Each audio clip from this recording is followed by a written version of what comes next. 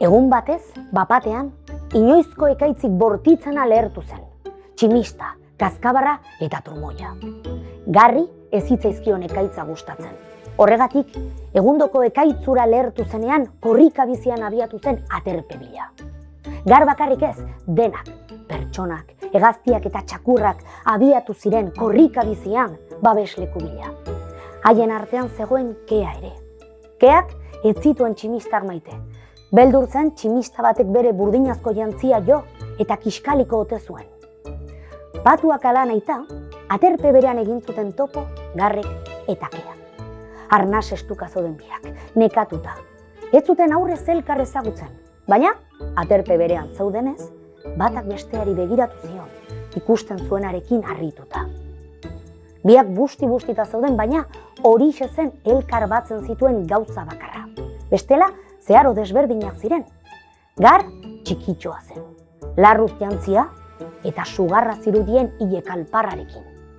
Keak berriz, puskaka egina zirudien, besoak, hankak, lepoa itxatxita izango balitu bezala. Laukia zen haren burua eta ilea behartzuen tokian, Kea arrastoak zituen. Nortzara? Galdetu zuen Garrek. Ni Kea. Eta zu? Galdetu zuen Kea. Ni Gar naiz, baina nortzara? Nondik zatoz? Zertzara? Ni gizaki bat naiz. Etorkizunetik nator. Burdinazko jantzi hau da nire arropa. Eta zu zertzara? Galdetu zuen Keak.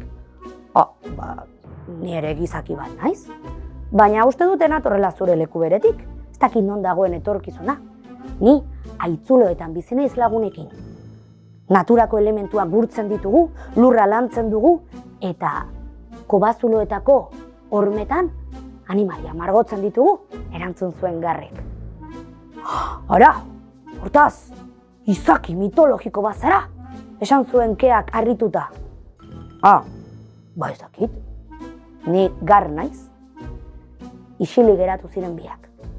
Kanpoan ekaitza pixkanaka nola baretzen zen, begiratzen zuten bitartean. Atertzen ari zuen. Aizu, Kea, galderatxo bat egin diezazuke? Noski baietz, bota, esan zion Keak. Bai, zergatik ateratzen zaizu Kea burutik? Galdetu zuen Garrek jakin minez. Ez dakit, baina gure amonak txikian nintzela kontatu zidan, guri Kea burutik ateratzen zaigula, gure aurrekoak sua izan zirelako, eta sutik sortzen dira txinpartak eta txinkarrak, eta Kea. Garrek harrituta begiratu zuen. Izan ere bera zen, Keak aipatzen zuen suaren hasiera hura, txinpartak eta txingarrak sortzen zituen sugarra.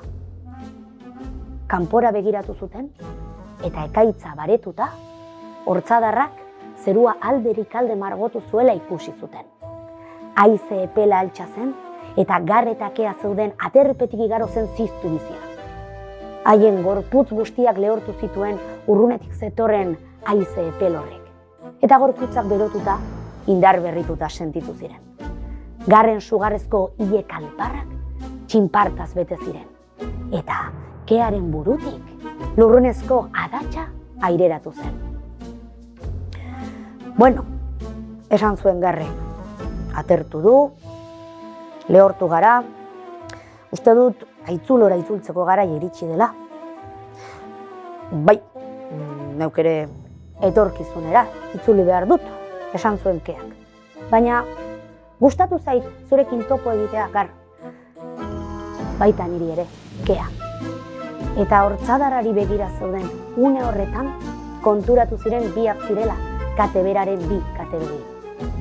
Garri gabe ez dagoelako Kerik, eta Kea dagoen tokia. Esan nahi duela, aurretik sua izan dela.